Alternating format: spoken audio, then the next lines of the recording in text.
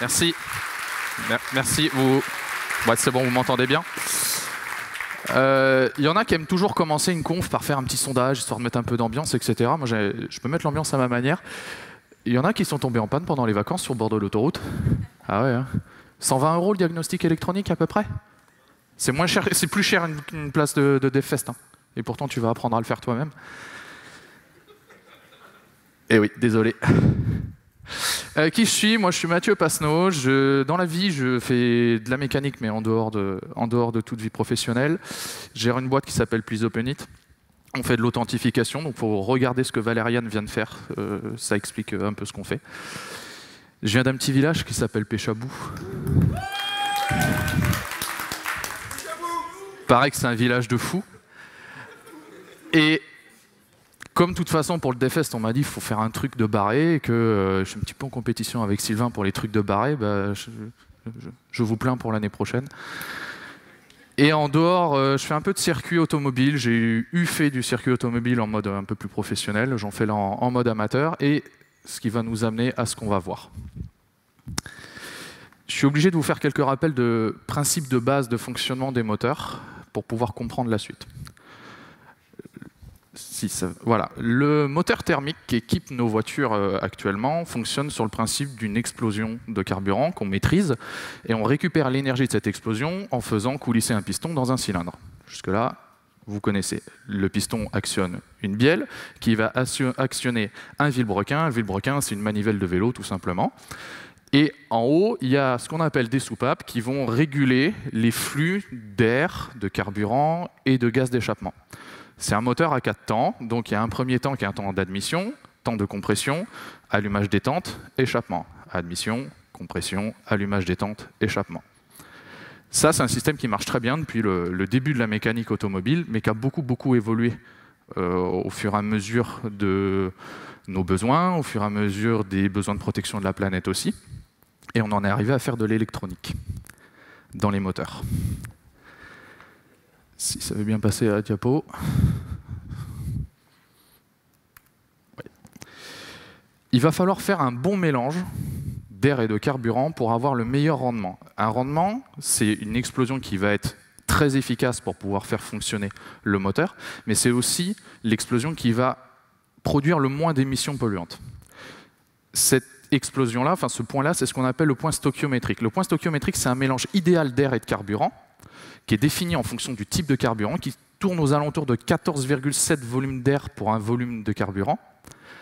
Et en fait, c'est le plus grand écart qu'on voit entre les deux courbes.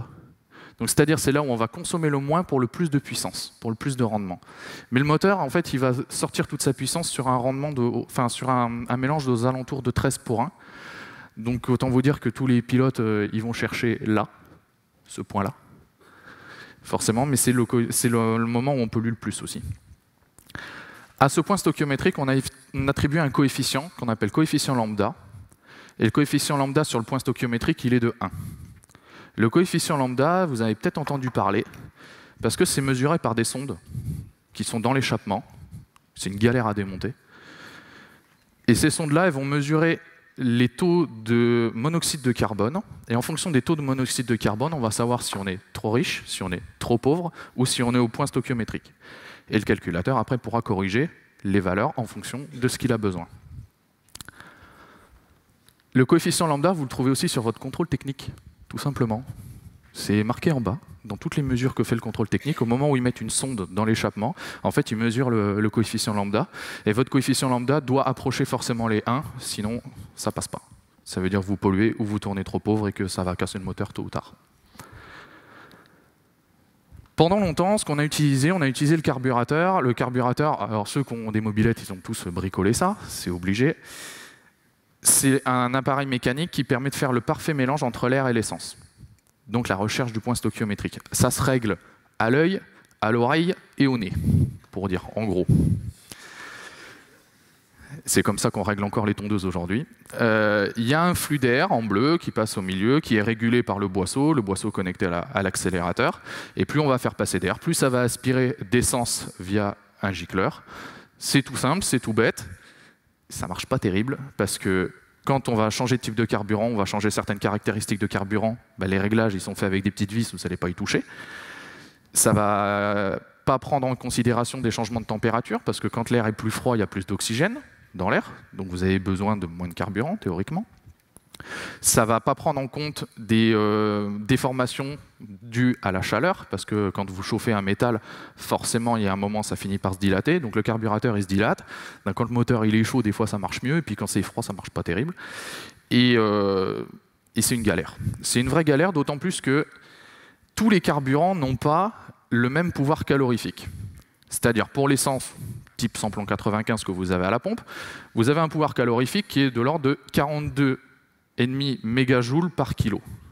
Alors que si vous prenez de l'éthanol, le fameux E85 que vous voyez partout, il y a beaucoup moins de pouvoir calorifique. Ce qui fait que ça donne un point stoichiométrique très différent. Pour l'éthanol, c'est 9 volumes d'air pour un volume de carburant, alors que pour l'essence, c'est 14,5, donc on consomme beaucoup moins. Ça, le carburateur, il ne sait pas s'adapter à ça. Et enfin, il y a une autre très grosse problématique, c'est de provoquer l'explosion au meilleur moment pour avoir le meilleur rendement, donc avoir un moteur qui marche mieux, et surtout ne pas le casser. Je vais vous montrer une vidéo qui a été faite par des youtubeurs qui s'appellent The Slow Motion Guys. Ils ont démonté un moteur de tondeuse, et ils ont remplacé le haut du moteur, la culasse, par une plaque de plexiglas.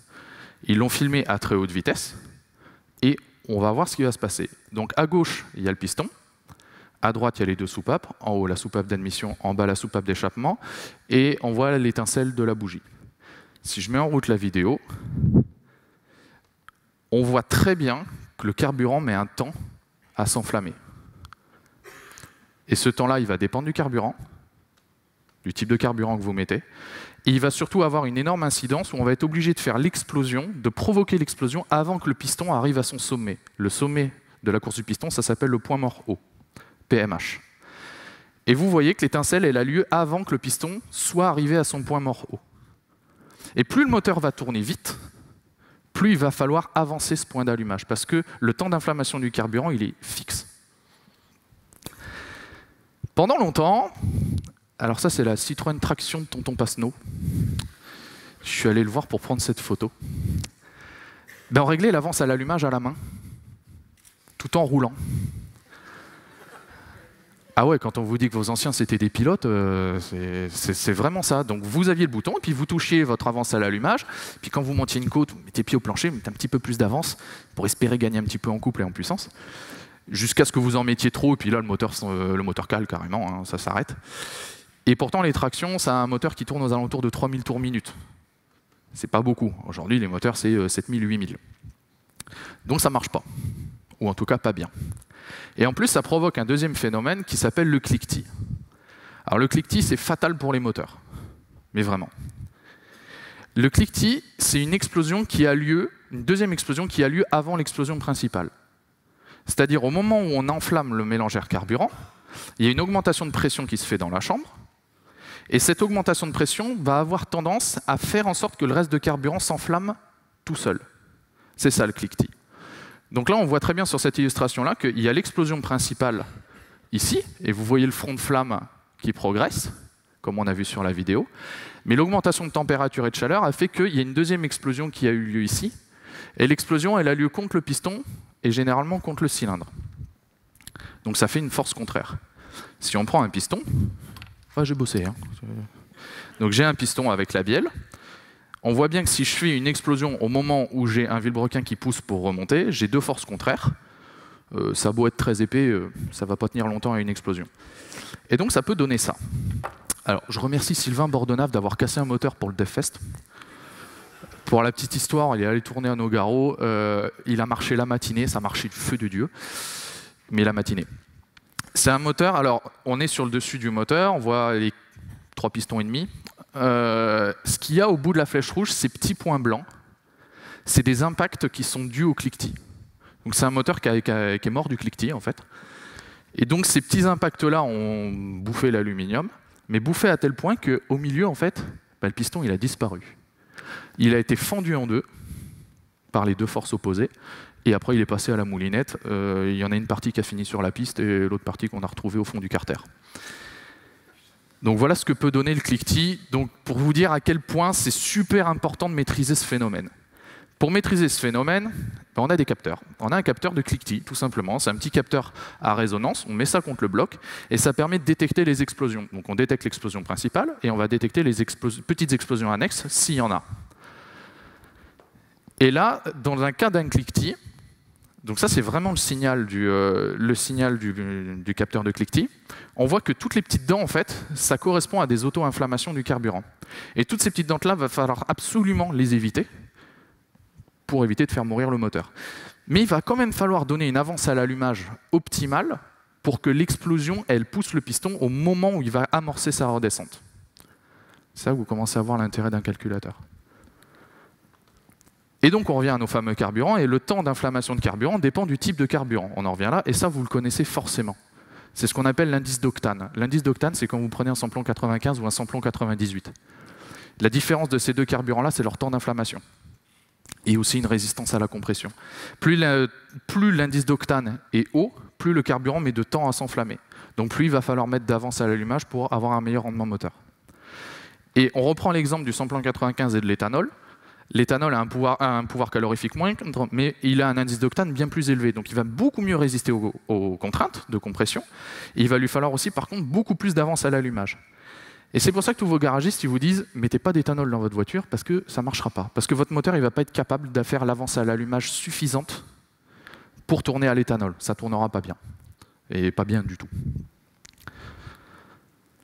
Pour capter l'angle du moteur, puisqu'on va devoir trouver le point exact angulaire pour faire l'explosion, et ben en fait on fait comme dans les souris des ordinateurs il y a des années. On a un capteur magnétique, tout simple, c'est une bobine. On a des dents sur généralement le volant moteur. Le volant moteur, c'est la pièce qui est fixée en bout de vilebrequin qui tient l'embrayage. Et là, les dents qui manquent, c'est volontaire. C'est point mort haut plus 90 degrés. Donc les 4 pistons à l'horizontale. Et en comptant le nombre de dents, c'est très facile de trouver la position angulaire du moteur, de trouver le régime moteur, et de faire toutes les actions dont va avoir besoin le calculateur. Donc si on résume, il faut trouver un bon mélangeur carburant et un bon point d'étincelle de bougie. Pour le bon mélangeur carburant, on regarde le volume d'air avec le débitmètre. Ça, il y en a qui doivent connaître parce que ça coûte une fortune. Le débitmètre mesure le débit d'air entrant. Qui dit débit d'air entrant, on va pouvoir connaître la valeur de carburant à donner pour injecter. Un capteur de pression d'air, pour savoir entre le volume et la pression, quel point stoichiométrique aller chercher le point stoichiométrique, pardon.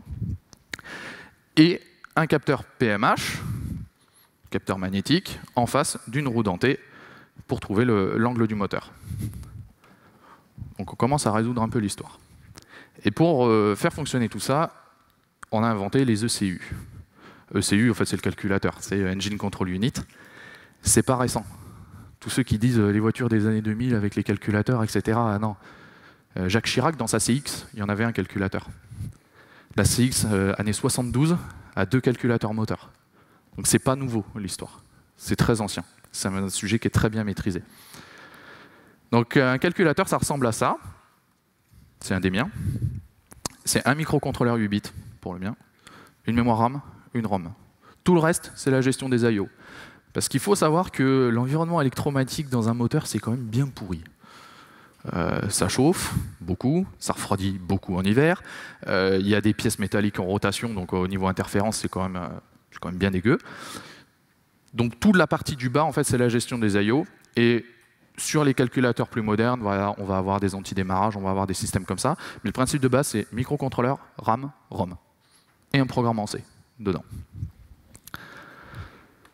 Les 2 défis principaux du calculateur vont être de faire un mélange optimal d'air et de carburant et de faire l'étincelle de la bougie au meilleur moment.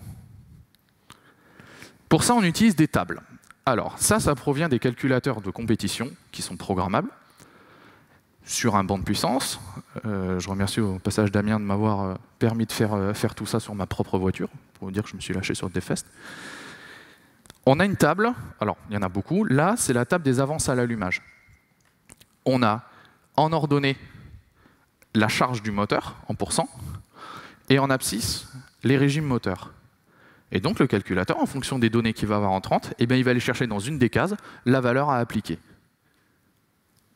Et on va avoir à chaque fois un tableau comme ça pour chacune des actions qu'il va faire. Gérer le turbo, gérer l'allumage, gérer l'injection, etc. Et ça, le tout, ça s'appelle une carto, la carto moteur. Parce que si on fait une vue 3D, ça ressemble à ça. Et le point rouge que vous voyez, c'est du live. C'est-à-dire le moteur, il est sur le banc, il est en train de tourner, et on sait exactement le calculateur ce qu'il est en train de faire. Et c'est ces valeurs-là qu'on modifie quand on fait, soi-disant, une reprog. On modifie les tableaux en mémoire. À ces tableaux-là, à ces valeurs de tableaux-là, on va ajouter des facteurs correctifs. Parce que ce n'est pas une science exacte. Là, c'est un exemple de code qui vient des calculateurs de chez Megasquirt. Megasquirt, c'est une boîte qui fait des calculateurs pour l'environnement de compétition, et c'est des calculateurs qui sont open source et open hardware. Donc ceux qui sont intéressés, vous pouvez télécharger toutes les sources chez eux. C'est un seul fichier C, c'est un seul main. Hein. Donc accrochez-vous. Hein. En regardant dans les versions plus évoluées du Megasquirt, on trouve quand même quelques fonctions. Et notamment là, c'est la fonction de correction des temps d'injection. On va définir un temps d'injection pour injecter une valeur ou un volume de carburant, mais le volume va dépendre de la pression du carburant.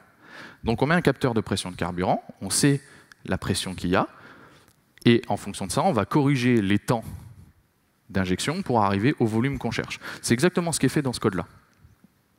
On voit le ride pressure, par exemple. Deuxième exemple, oh, ça commence à être velu là. Ça, c'est comment on détecte les dents sur le volant moteur. On a vu qu'il y avait le point Moreau plus 90 degrés où il y a 2 dents qui sont manquantes. Et donc là, il cherche le think first. Qui a une voiture qui démarre au quart de tour ici? Vous êtes des menteurs. C'est impossible. C'est impossible que ça démarre au quart de tour parce que de toute façon, vous êtes obligé d'avoir une synchronisation au moins du volant moteur et sur certains moteurs, même pire, avec l'arbre à cam. Donc, votre moteur, il va faire minimum un tour pour démarrer et sur certains moteurs, notamment les diesels de chez Peugeot, c'est 2 tours moteur pour démarrer.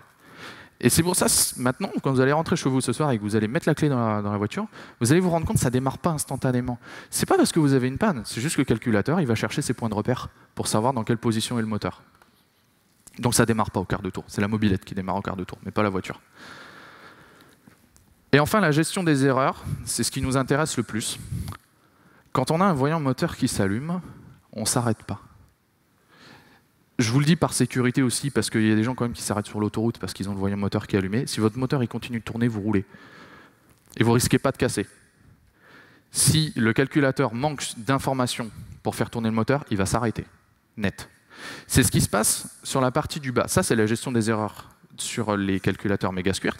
Si le WFE erreur est supérieur à 1, c'est-à-dire c'est une erreur qui ne permet pas de gérer le moteur avec le reste des données qu'on a, c'est Disable Interrupt No Operation. Le moteur s'arrête instantanément, ne redémarrera jamais. Donc le voyant moteur, c'est un voyant orange, c'est une alerte. Si on peut continuer, on continue. Et pour faire tout ça, on va pouvoir débugger. C'est le fameux branchement de la valise que vous payez 120, 150 € là, pour vous dire non, j'ai pas vu de défaut. Ah, il y en a à qui c'est arrivé là. Oh là là. Oh là là. Comment on débug? On débug avec une prise qu'il y a partout. Ça s'appelle la prise OBD. Ça a été normalisé par l'Union européenne et par même tous les constructeurs mondiaux. Alors aux US, c'est un peu différent. Cette prise OBD-là, elle est forcément dans un environnement direct du volant. Donc vous la trouverez forcément, sauf sur les véhicules vraiment avant, milieu des années 90, à peu près. Soit vous la trouvez à gauche, vers la boîte à fusibles, vous la trouvez au milieu, devant le levier de vitesse. Et ça, utilisez-la. En tant que dev, utilisez-la. Vous allez voir, on va pouvoir faire des trucs extraordinaires avec. C'est câblé toujours de la même manière. Il y a un bus qui permet de causer avec le calculateur moteur en direct. C'est l'ISO. Il y a le bus qui permet de causer avec le CAN. Le réseau CAN de la voiture, c'est celui qui fait communiquer tous les calculateurs entre eux. On ne va pas voir ça, mais c'est comme ça que vous causez au calculateur ABS, calculateur airbag, calculateur de boîte de vitesse, etc. Tout ça, ça communique avec le bus CAN. Il y a un plus, un moins, et le SAE, on ne va pas le voir ici, ce n'est pas d'intérêt. Donc vous avez forcément cette prise-là dans la voiture, vous avez forcément le plus, le moins, et l'ISO qui est câblé. Et on va voir ça après. Il y a un petit circuit électronique qui est de chez ELM Electronics. Ça s'appelle le LM327, c'est un microcontrôleur avec quelques composants autour. C'est fait pour causer avec les calculateurs moteurs sur les prises OBD. On voit en haut, c'est le Buscan. On relie ça sur le Buscan. Le milieu, on relie ça sur l'ISO. Et en bas, on relie ça sur le J1850. Et à droite, il y a RX et TX. Donc ça veut dire que vous causez en mode série et vous allez communiquer avec votre calculateur avec un pauvre circuit qui coûte 3 fois rien. Vous pouvez trouver des petits composants comme ça. Donc là, c'est un OBD Bluetooth. Vous avez OBD USB, OBD Wi-Fi, il y en a partout. Ça coûte une vingtaine d'euros. Ça vous permettra de faire du debug, donc parfois de repartir s'il y a une erreur. Ça peut arriver.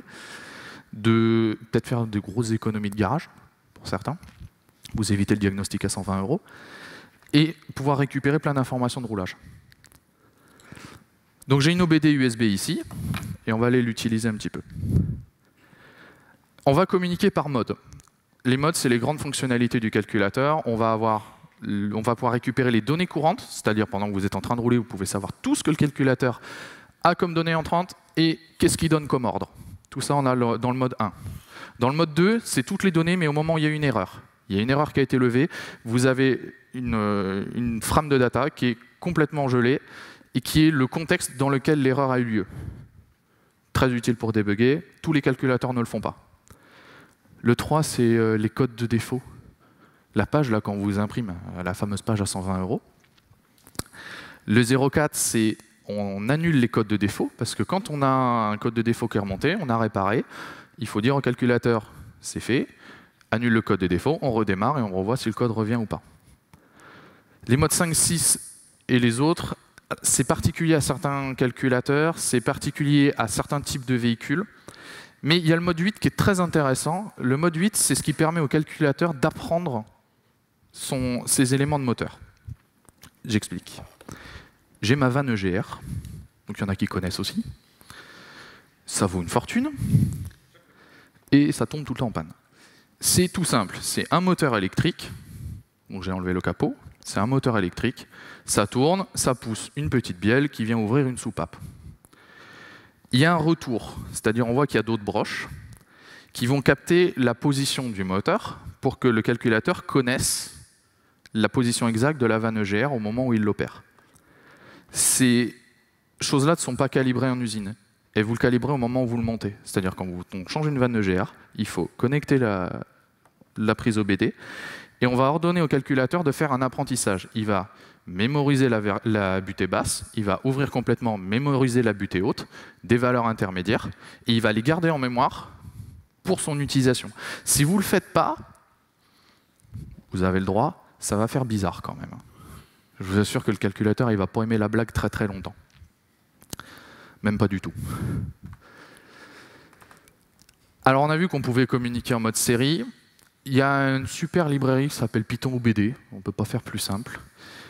C'est la même chose, c'est fait avec beaucoup de constantes qui vont quand même vous aider à comprendre un petit peu ce qui se passe plutôt que d'avoir des valeurs en hexadécimal au travers de la figure. Ça marche sur Python 2, Python 3, et ça marche avec tous les connecteurs OBD type LM327. Donc ce que vous attendez tous, on va pouvoir se faire une petite démo.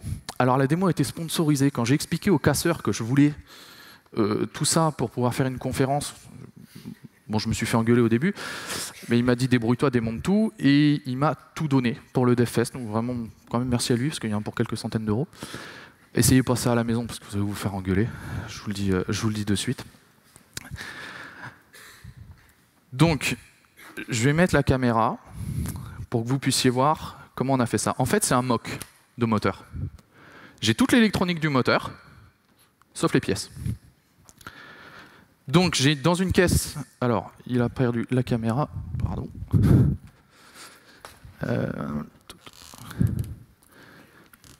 Voilà.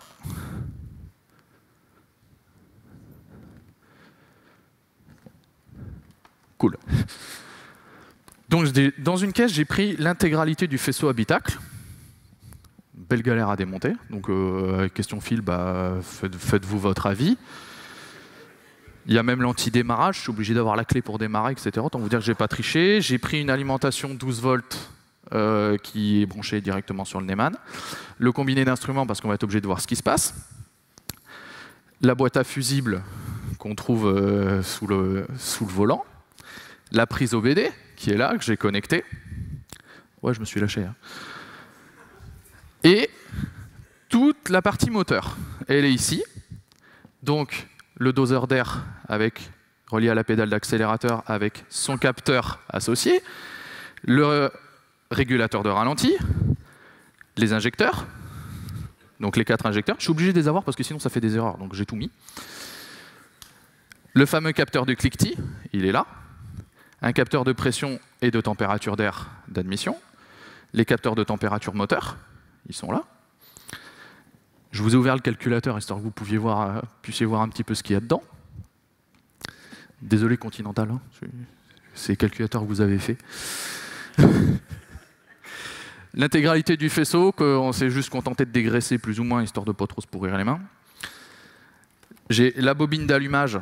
Théoriquement, il y a les bougies. Je les ai enlevées parce que ça fait sauter l'ordinateur avec la haute tension.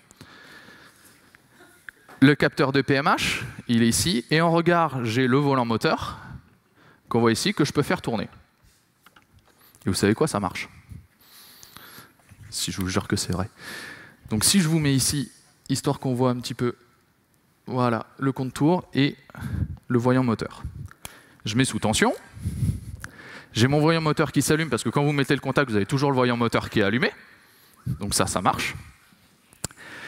Vous allez pouvoir voir pendant les office hours, j'ai câblé les injecteurs sur des LED, qu'on puisse voir un petit peu le truc, c'est assez rigolo. Et j'ai un bouton magique en haut, j'ai mon bouton magique, ça envoie du gros. Vous avez la référence, ça y est. On va voir à quoi ça peut servir. Et donc, si je fais tourner théoriquement mon volant moteur suffisamment vite pour faire croire au calculateur que le moteur tourne, donc 1000 tours minute, je ne sais pas faire. Merci. Et ça marche.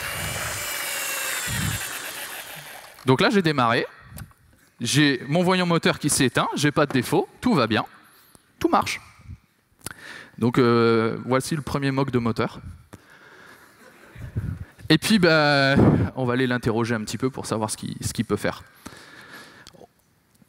Donc, on va sortir la valise à 120 €. À 120 € l'action de valise, hein, je vous préviens. Donc, Pouty en mode série, hein, ça devrait suffire. Donc, je suis connecté à mon ELM 327. Si, je vous assure, ça marche, vous allez voir. Donc, on va aller l'interroger ATZ pour voir sa version. Donc, j'ai un ELM 327 version 1.5. Je communique avec le moteur sur le protocole ISO 14230. Ça, on regardera dans la dot technique quand on aura le temps. Et on est alimenté en 12,3 volts. Donc, ça marche. Et on a vu qu'en mode 1, on était capable d'aller chercher toutes les valeurs du moteur. Donc, je me mets en mode 1, et on va aller chercher la température. La température, c'est sur la commande 5. Et la réponse, 41, en fait, c'est 2 octets. C'est la première partie de l'octet, le poids fort, c'est pour dire que c'est la réponse au mode 1. Donc 41, réponse au mode 1. 0,5 pour dire que c'est la réponse à la commande 5. Et 43, la valeur hexadécimale de la température du moteur actuel. Il fait chaud dans la salle. On verra qu'on pourra la convertir en degrés bien plus facilement. Je peux avoir le régime moteur. Alors là, mon régime moteur, forcément, il est à 0. Donc je vais démarrer. Hein. Je suis seul à me vanter de dire que je peux démarrer sur scène. Donc, je fais tourner mon volant moteur. Je refais la commande. J'ai une valeur. J'ai bien un régime moteur en cours. J'ai mes injecteurs qui claquent. Enfin, tout marche. Tout marche très bien. Je peux aller chercher les valeurs d'avance à l'allumage. Donc là, c'est 0E. Donc j'ai une avance à l'allumage minimale, parce qu'en mode démarrage, si vous mettez l'avance à l'allumage maximum, le moteur il repart dans l'autre sens. Ceux qui ont eu des tractions, ils s'en souviennent, si vous ne remettiez pas l'avance à l'allumage, le fameux bouton à 0, le moteur il repart dans l'autre sens, ça refait une giclée de gaz d'échappement par le capot. Enfin, c'est un truc pas possible. Et un autre truc sympa, c'est la position de pédale d'accélérateur, parce qu'on a vu qu'il y avait un capteur. Pas disponible sur celui-là, évidemment. Pas disponible sur ce calculateur. La position de pédale d'accélérateur, en fait, je l'ai utilisée dans un script Python. J'ai fait un script Python qui, avec la librairie Python OBD et CSV, tout simplement, on va chercher dans la commande, dans la librairie Python OBD, on a des constantes sur les commandes, donc c'est facile à utiliser. Et j'ai fait un while en gros où je cherche toutes les commandes et je vais chercher toutes les valeurs et je les mets dans un CSV. J'ai fait le tour de Pechaboo. Autant vous dire c'est pas grand. Pas suffisamment grand pour avoir suffisamment de talent dans la commune. J'ai fait mon tour et j'ai récolté beaucoup de données. Mais vraiment beaucoup. Il y en a 1600 lignes de CSV où j'ai la charge moteur en pourcent, j'ai la température, j'ai la pression d'admission, j'ai le régime moteur, j'ai la vitesse, j'ai la température d'air d'admission, j'ai le volume d'air, etc. Et en faisant quelques graphes dans Excel, on trouve des choses sympas. Par exemple, la charge moteur ici, Pechaboo c'est vallonné, et en fait là c'était la descente. Donc je suis au frein moteur, donc zéro charge moteur, tout simplement. Et on peut mettre les différents capteurs les uns sur les autres, les différentes valeurs les unes sur les autres, et ça commence à parler un petit peu sur les pressions d'air, sur les volumes d'air entrants. Ça en dit beaucoup sur votre conduite, et c'est ce que vous font les assureurs quand ils vous vendent un boîtier OBD là, pour soi-disant adapter votre prime d'assurance en fonction de votre conduite. Vous avez la position de pédale, vous avez le régime moteur, vous avez la charge moteur, donc vous savez de suite à qui vous avez affaire. Hein. Si c'est un mec qui bourrine ou si c'est une mamie. Hein. Ça va très vite. Donc c'est ce que font en fait les assureurs quand ils vous cherchent à monitorer vos données. Et donc, comme moi j'ai un véhicule diesel, je n'ai pas d'avance à l'allumage, j'ai pris la voiture de la voisine, je suis allé refaire le même tour, avec un moteur essence, pour avoir les avances à l'allumage. Et donc j'ai ici, donc là c'est la position de pédale, j'ai l'avance à l'allumage en fonction du régime moteur.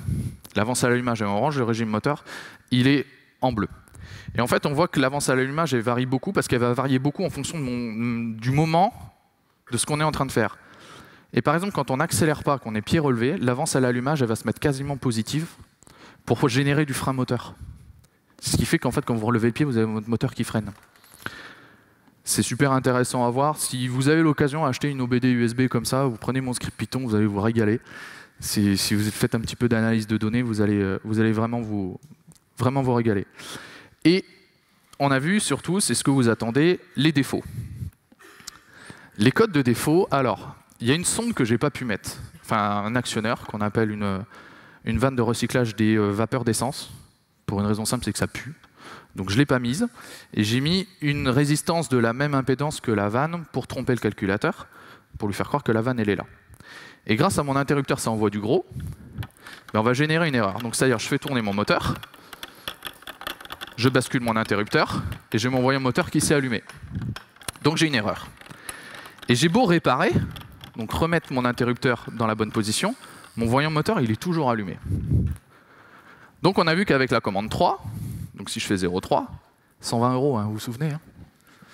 Voilà, j'ai les codes de défaut. J'ai 43 pour me dire que c'est la réponse au mode 3, et après j'ai toute la suite d'octets de codes de défaut. Les codes de défaut, là en l'occurrence c'est 0443.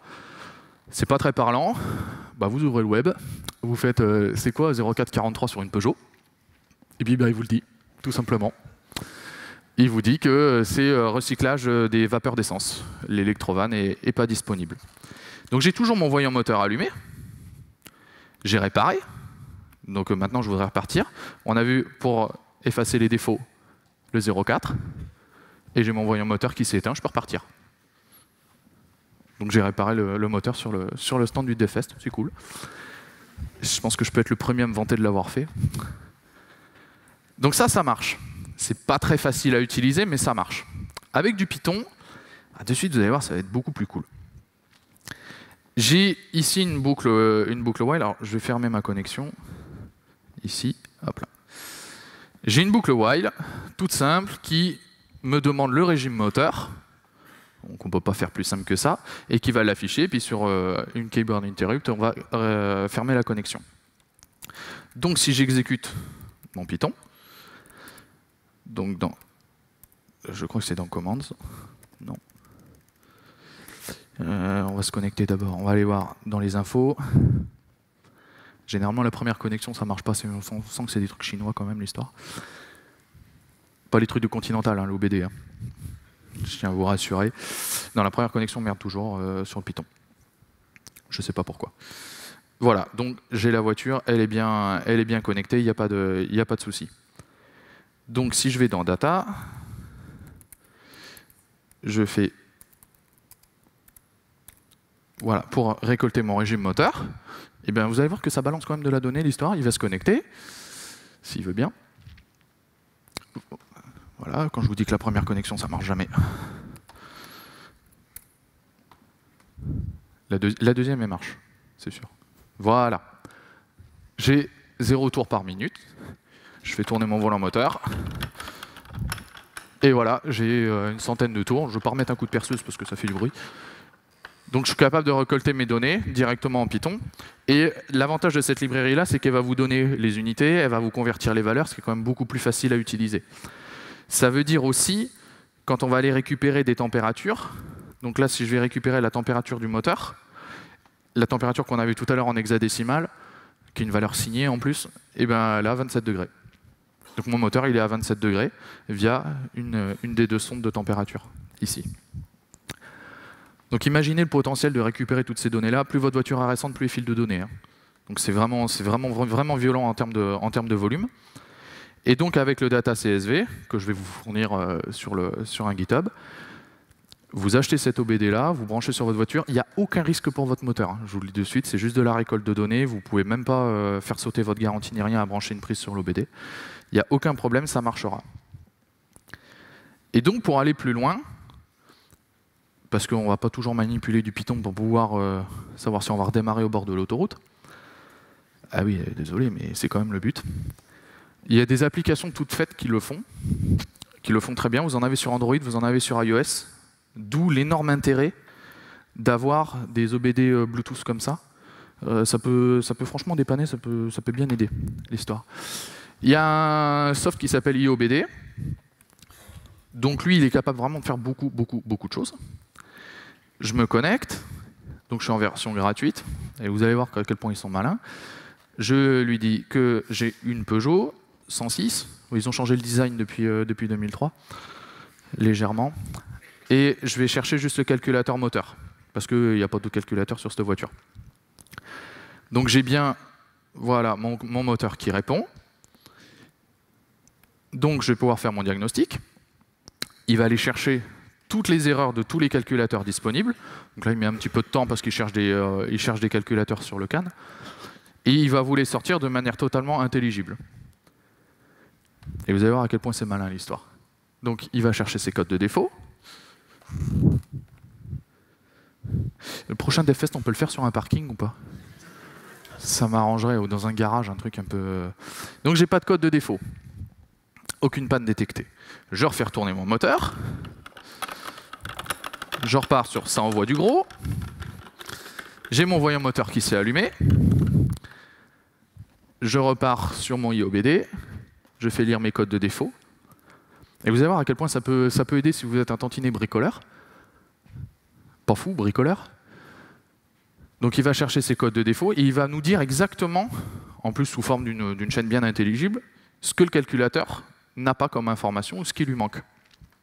C'est ça qui va être super utile, et c'est ce que fait le garagiste de toute façon. Il ne va pas s'amuser à démonter tous les capteurs.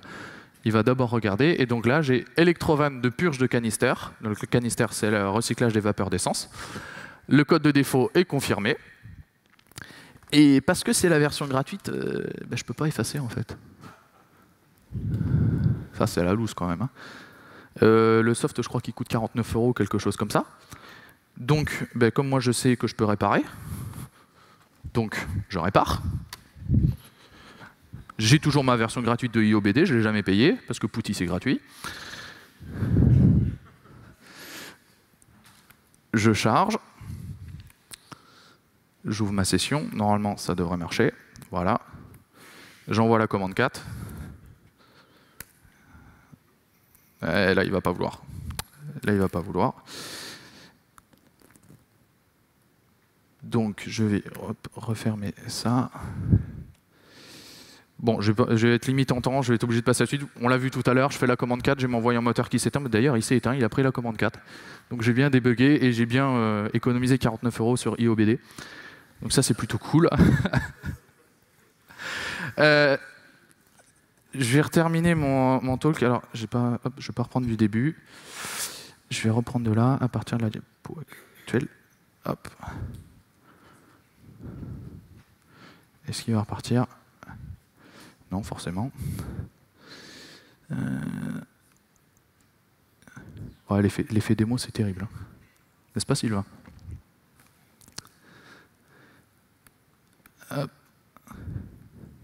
Ok, j'en étais quelque part par là.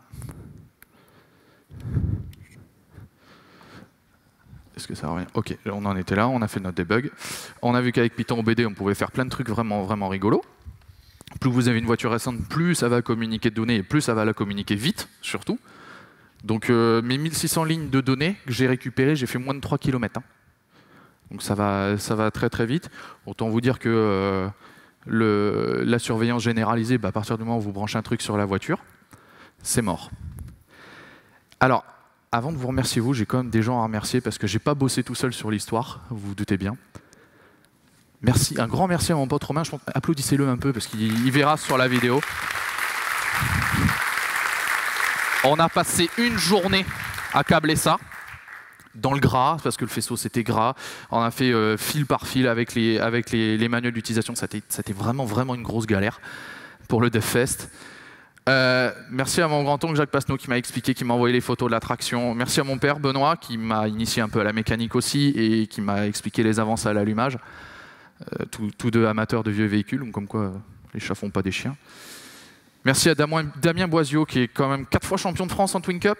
Donc, il a quand même un bon pédigré. Il est préparateur auto, donc tout ce qui est calculateur, c'est lui qui m'a renseigné. Merci à Sylvain Bordonnat d'avoir cassé un moteur pour le DevFest. Non, il a fait plusieurs podiums quand même en endurance, donc c'est quand même aussi un sacré pilote dans la vie.